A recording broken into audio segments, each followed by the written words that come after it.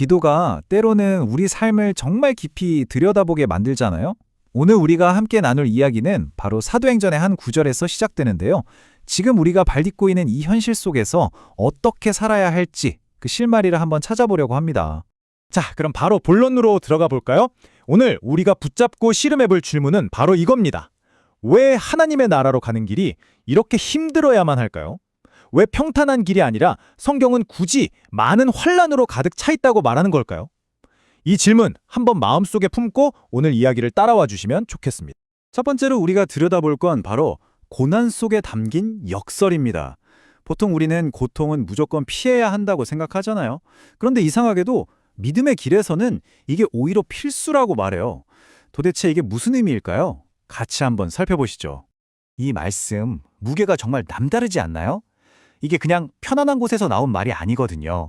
복음을 전하다가 돌에 맞아서 사람들이 저 사람 죽었다고 생각할 정도였던 사도 바울이 다시 툭툭 털고 일어나서 제자들을 격려하며 한 말입니다. 그러니까 이건 환란이 신앙생활의 옵션이 아니라 반드시 거쳐가야 할 과정이라는 아주 강력한 선언인 거죠. 근데 여기서 정말 흥미로운 건 이 환란이라는 게 시대마다 그 모습이 달라진다는 거예요. 바울 시대에는 보시는 것처럼 돌에 맞는다거나 하는 눈에 보이는 물리적인 핍박이 주를 이뤘죠. 그럼 지금은요? 오늘날 우리가 겪는 환란은 좀 다릅니다. 오히려 눈에 보이지 않는 압박, 그러니까 가치관의 충돌이라든지 사회적인 분위기 같은 것들로 다가온다는 거죠. 자, 그렇다면 이런 현대적인 환란들, 이 복잡한 세상 속에서 믿는 사람으로 산다는 건 구체적으로 뭘 의미하는 걸까요? 이제 그 얘기를 좀 더 깊이 해보겠습니다. 오늘 우리가 살펴보는 기도문에서는 지금 우리가 겪고 있는 환란의 구체적인 예시들을 딱 짚어주고 있어요.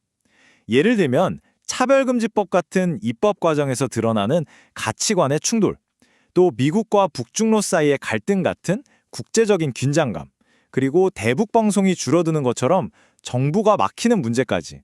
이 모든 게 바로 우리가 믿음을 지키며 싸워야 할 오늘날의 현실이라는 겁니다.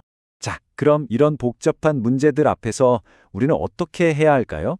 그냥 이쪽이냐 저쪽이냐 정치적인 논쟁에 휩쓸리는 게 아니라 정말 신앙인으로서 우리의 역할은 뭘까 진지하게 고민하게 되는 지점이죠. 그래서 핵심은 바로 이거예요. 우리의 기도가 여론을 따라가거나 어느 한쪽 편을 드는 게 아니라는 겁니다. 그게 아니라 이 복잡한 상황 속에서 하나님의 뜻이 뭔지를 분별하게 해달라고 기도하는 거죠.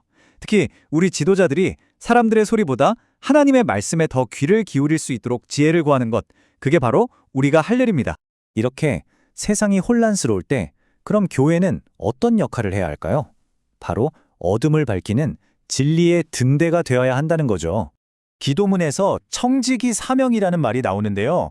이게 뭐냐면 사회 지도자들이 가진 그 자리가 자기 것이 아니라는 거예요. 하나님이 잠시 맡겨주신 거룩한 책임이니까 이걸 공동체 전체를 위해서 써야 한다는 거죠. 이게 바로 믿음을 가진 리더십의 핵심 아니겠어요? 특히 아까 말했던 대북 라디오 방송 문제처럼 뭐가 진실인지 자꾸 흐려지는 이런 시대에는 교회의 역할이 더 중요해질 수밖에 없어요. 흔들리지 않는 진리를 지켜내고 그 진리 위에 단단히 서 있는 다음 세대 리더들을 키워내는 것. 이게 바로 우리에게 주어진 사명이라는 걸 다시 한번 생각하게 됩니다. 자, 그럼 지금까지 나눈 이야기들을 바탕으로 그래서 우린 뭘 해야 하는가에 대한 답을 찾아봐야겠죠. 우리 삶에서 당장 시작할 수 있는 3가지 실천 방법을 한번 정리해봤습니다. 첫 번째는 분별하는 기도예요. 이거 해주세요, 저거 해주세요 하는 기도 말고 이 상황에서 하나님의 뜻이 뭔지 지혜를 달라고 기도하는 겁니다. 두 번째는 용기 있는 섬김입니다. 뭐 대단한 일을 하라는 게 아니에요. 그냥 내 일터에서 내 삶의 자리에서 믿는 사람답게 그 가치를 지켜내는 것. 그게 바로 섬김이죠. 그리고 마지막 3번째는 진리 안의 양육입니다. 우리 아이들이 다음 세대가 이 혼란한 세상에서 길을 잃지 않도록 말씀이라는 기준을 단단히 붙잡게 도와주는 거죠. 자, 오늘 이야기 이제 마무리하려고 하는데요. 마지막으로 이 질문을 여러분 각자에게 꼭 드리고 싶습니다. 어쩌면 환란과 도전으로 가득한 바로 당신의 그 삶의 자리에서 당신은 오늘 무엇으로 또 어떻게 하나님의 나라를 보여주며 살아가시겠습니까?